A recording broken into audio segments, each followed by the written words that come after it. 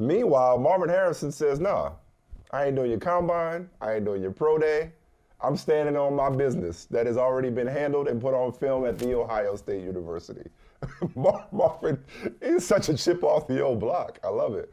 I mean, you want to make a name for yourself. What do I have to gain by running your 40? What do I have to gain by performing in front of air? You see me eat up cornerbacks the last several years. Yeah, if he wants to make a name for himself, he'd do the opposite of what he's doing. But he's doing things that Marvin Harrison would have done, and Marvin Harrison did for most of his career with the Colts. I gotta be honest with you. I really don't understand what he's doing here. Now, I understand not one or the other. So Caleb Williams he showed up at Indy just like Marvin Harrison Jr. did some interviews, but didn't do the drills. I get it. Right. Okay. Now he's got a pro day. He's going to do the drills. So I'm not going to do it the way when you say or where you want me to do it. I'm not going to do it in Indy. I'll do it in Los Angeles. Okay. Marvin Harrison Jr. goes to Indy, doesn't do anything there, and is not going to do his pro day. Or the Ohio State pro day, not his pro day. The Ohio State pro day. Sure. What? Like, what? I wonder what's the logic? I don't know. I mean, maybe he wants his test scores to be a riddle inside a mystery wrapped in an enigma. Maybe he wants to leave something to the imagination. You know, these colleges nowadays, the test optional, right? I've been learning a lot about the college process and the application process. Yeah, they're bringing it back though. A lot of them are bringing it back. Yeah. Back in the day, we had to take those standardized tests. Yes. I don't think Marvin Harrison can hurt himself, but he can subject himself. Because like if Marvin Harrison goes out and runs a 40, what's he gonna run? What's he gonna run in a 40? What would you guess? Ballpark. Think 4.4? Okay. 4.4. He runs high 4.4. 4.5. Okay, 4.5. 4.5. Okay, perfect. Which runs 4.5? Which runs 4.5? 4.5. Ooh, they're like, ooh. Yeah, exactly. Now he's getting like 4.5. I don't know. Is he slow? Michael, you watch every Ohio State game every Saturday or Friday, as it were. Yeah. Does he run away from people? Okay, he's not slow. Right. Always. So it's like I don't think he's going to hurt himself, but he could be subjected to the bullshit that is, characteristic of, the silly season of the lead up to the draft. So I get not wanting to be bothered with it. I don't question his professionalism because he doesn't want to do the pro day. Because of this. Would I take Neighbors over Harrison? Because of this? The same Neighbors that didn't want to get, along with Jaden Daniels, didn't want to get measured at the combine? I mean, it's like they all managing this in their own way. They got a lot of people that like Neighbors over Harrison anyway within the league. That's weird. And in the scouting community that actually prefer. Why is that weird? Because Neighbors didn't go to Ohio State?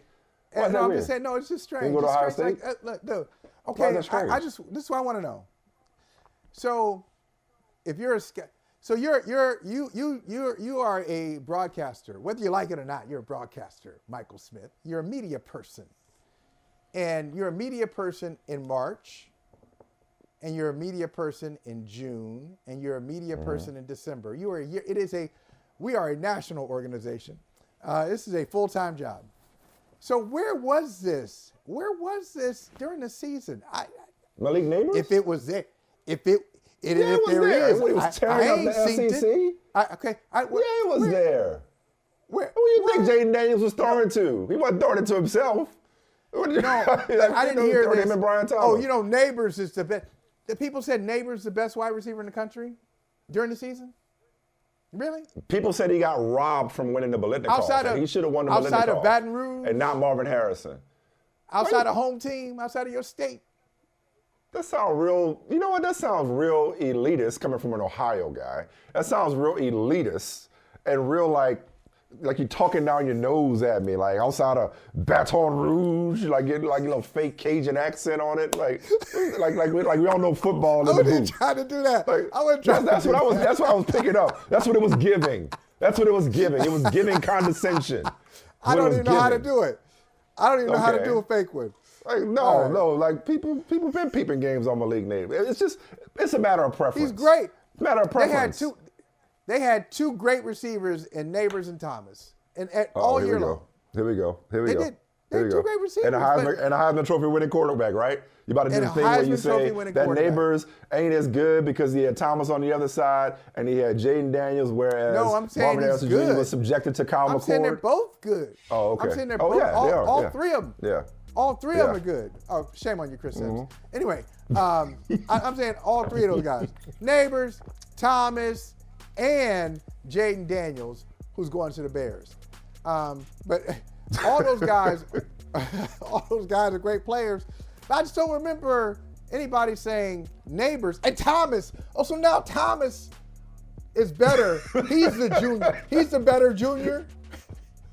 Thomas is the better junior, not Harrison. Come on, I didn't hear this. This is fun.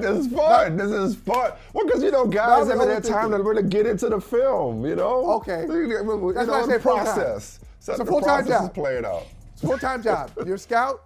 You got to do the job all the time. You can't just do it, during silly season.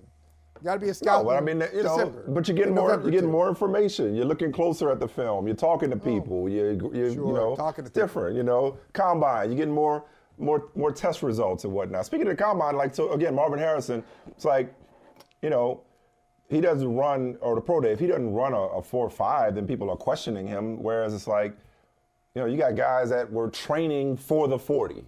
You know what I mean? And not necessarily, training for a 40 time in a way that's going to translate to football, if that makes sense. So I got no issue with Marvin Harrison not doing his pro day. Nobody will remember this when he's an all-pro and on his way to the Hall of Fame following his dad. Oh, you led me right there. Did you see this? It was going around the last couple of days with the retirement announcement of Aaron Donald, the scouting report. The scouting report on Aaron Donald. He's a tweener, really, not big enough to play inside, maybe not strong enough or fast enough to play outside, really struggles against bigger opponents. He can get pushed around, all this. He's going to struggle there. You can run at him, all these things. Okay. Come on, don't overthink it. Don't overthink it. We've seen it. We know it. It's the best receiver in the class. Ooh, in case you missed it, run this back during the season. Why? The best receiver in the class, clearly, is Marvin Harrison Jr. Just like I told you last year, the best quarterback, clearly, is Marvin Harrison Jr. And the best quarterback last year, I told you, when you were doing my man, Michael Smith, sitting down with Bryce Young, having a great conversation. More condescension. More condescension. He was more sarcasm there. He was a CEO. He was a CEO there in that conversation. Really, like, oh yeah, this guy Bryce Young. And I told you, best quarterback. Maybe not the best interview, but pretty good interview too. Best quarterback, C.J. Stroud. Thank you. Take it from me. Okay. I'm just trying to help you. Listen, if you know one thing, you're Buckeyes. No bias. No bias. Your objective analysis. Marvin Harrison is clearly better than Malik Neighbors. Okay, all good. No worries. No worries. I will take that. And, I will take that to the. Sorry. And Brian Thomas Jr. Here you go. Okay. The last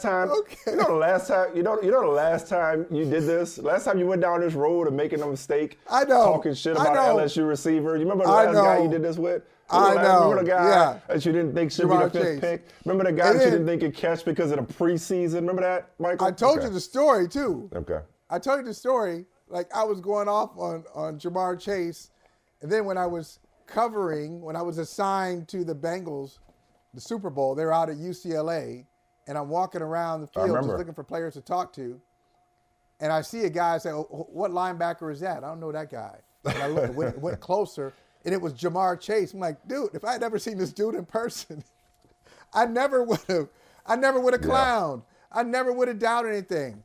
Woo. Yeah. LSU receivers. You usually don't.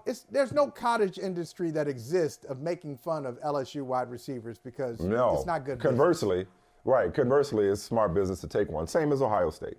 Hey, thank you for watching Brother from Another. If you haven't hit that subscribe button, go ahead and do that now. Don't forget you can catch us 3 to 4 weekdays on PeacockTV.com and on Sirius XM Channel 85.